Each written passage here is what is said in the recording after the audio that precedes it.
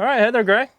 Jay, how's it going? I'm good to see you. It looks like we got ourselves another listing here. Yes, we do. This is 820 173rd Avenue, northeast of Bellevue.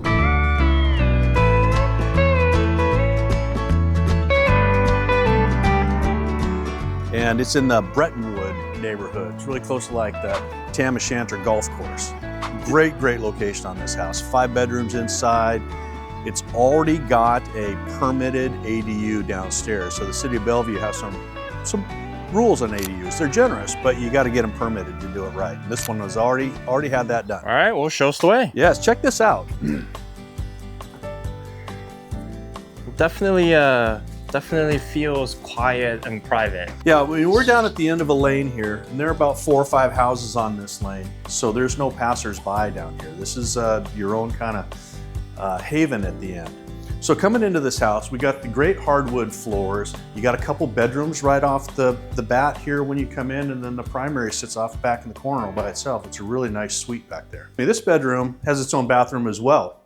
So this could be a great office space, right? Because it's got a nice closet, it's got its own bathroom. It could be a great guest suite too. So those 2 really options there.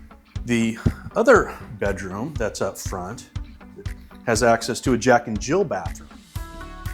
So again, great space, lots of nice light, and then it comes into the bathroom, which is also accessible from the hallway and the kitchen.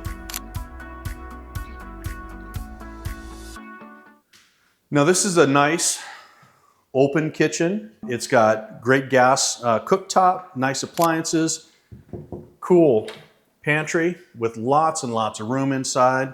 And I just love these doors every time I see them. They're cool. And then back over here, what is this space? This is wide open. This is your family room. This is your bonus room. This is where you can put your pool table.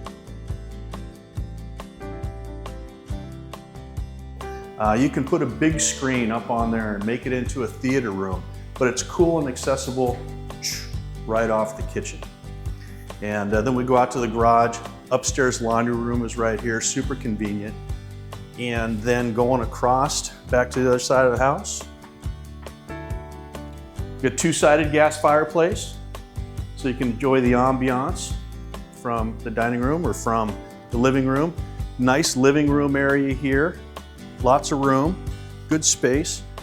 Central vac. We got central vacuum system in this place. And then we're into the primary suite.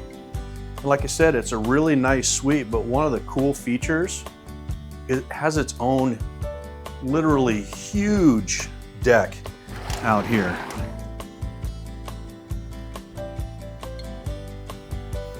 Just great space. And one of the cool things when you come out on this deck, you can just see nothing except open space. And so you've got a really nice greenbelt behind this house. It's got a huge backyard, lots of things you could do with that. So if this becomes like someone's family home with children, there's lots of room to play and have all kinds of toys and stuff out here. The yard is mostly fenced except for one section between the corner of the house and the fence where the folks that live downstairs come down the stairs. Be super simple to fully enclose this backyard with a gate there. But this is awesome. I mean, if I lived here, I'd probably set up a putting green or something up there up above and, you know, just have a little recreation space. Flat down here on the bottom, you do all kinds of things. Volleyball, cornhole. So I mentioned this is like a nice big suite.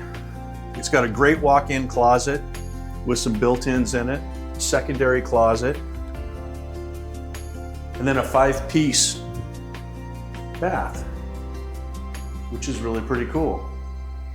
It's got the jacuzzi tub, big stand-up shower, and all the other accoutrements of a 5-piece primary. It's a cool space. And then we've only seen half the house.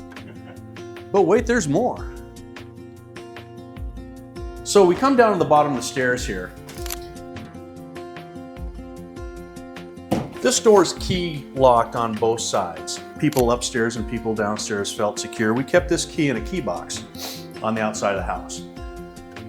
And only the owner and I knew the code to the key box. So in case, for whatever reason, one of the tenants needed to open this door, they could.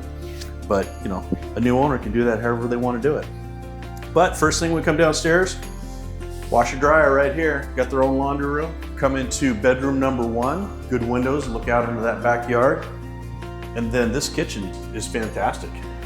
It's got everything you need. Nice appliances in here.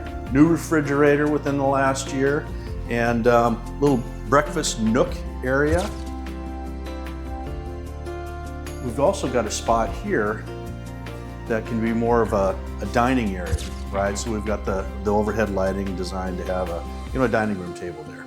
Got a big bathroom in here as well. Not a full 5-piece, but nice shower enclosure and tub. Nice countertops. Because this has got its own primary suite down here as well. So just storage, pantry, closet type of area. This is kind of a unique room here. And this could be a lot of things. But it's kind of funky when you walk in here. You got a little short door and you got all these other, it's almost like an Alice in Wonderland. Like, which door do I open and where do I go? This is storage. Well, and that is locked again, so I'll have to unlock that. It's just storage, and then utilities, furnace and hot water tank and that kind of stuff are down here. But this could be something. It's got no windows, so it's kind of dark. Like an office. It could be an office for somebody Playroom. who doesn't mind not having a window, which is probably good for me because every time I'm sitting at my desk and I'm looking out the window, I get distracted by something. So this is the primary suite. Come in here. Again, good space. They've had the king size beds down here with lots and lots of room. Nice big walk-in closet here as well. And then another 5-piece bath down here. Another jacuzzi tub, another double vanity, another stand-up shower and water closet. So it's literally like 2 houses in one. It's 2 houses in one. 2 complete houses. And like I mentioned, it's all permitted and legal. There are lots of places that do this kind of thing where they take their split level and hack it up or something, but they don't go through the process of getting the regulatory authorities involved. And so what's the risk? Well, the risk is you could potentially get shut down. So does that actually happen? Like if you rent it, but then it's not a legal ADU? Let me tell you, it can happen. I don't know that it has, and it would require someone complaining. And so, again, my client wanted to prevent that. Like I mentioned, we're at the end of a dead-end lane with 4 or 5 homes on it. It could be, you get the wrong tenants downstairs and they're noisy or whatever the case may be. It could be really easy for one of the neighbors to call the city and say, hey, something's going on here. But he wanted to do the right thing, so he went through the process to get it permitted. And then this is basically the entryway to this downstairs unit. Leads us out onto this patio. And it's cool because we put this cover up so the rain doesn't drip through. So it's a dry patio even when the weather is not so nice. And then up the stairs takes us to the parking and out to the front of the house. So this is the main ingress egress for this downstairs unit. There's lots of privacy. It's been used that way for the last several years. But the owner, when he bought it, he lived upstairs and rented out the downstairs, which I think is the best use of the space, right? Because now the person that owns this house can offset some of their expenses by collecting rent and ease the burden for them on their mortgage and their monthly expenses.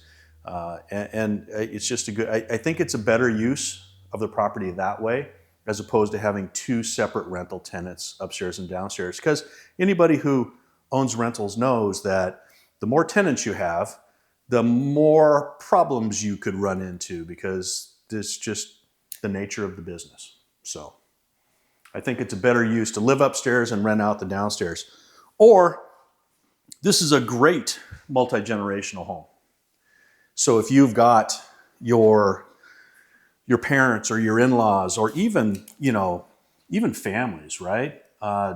one family could live upstairs and a brother and sister and their kids could live downstairs. So there's some really good opportunities for someone to come into this place and either make a little money or have it a multi-generational home. It's pretty cool.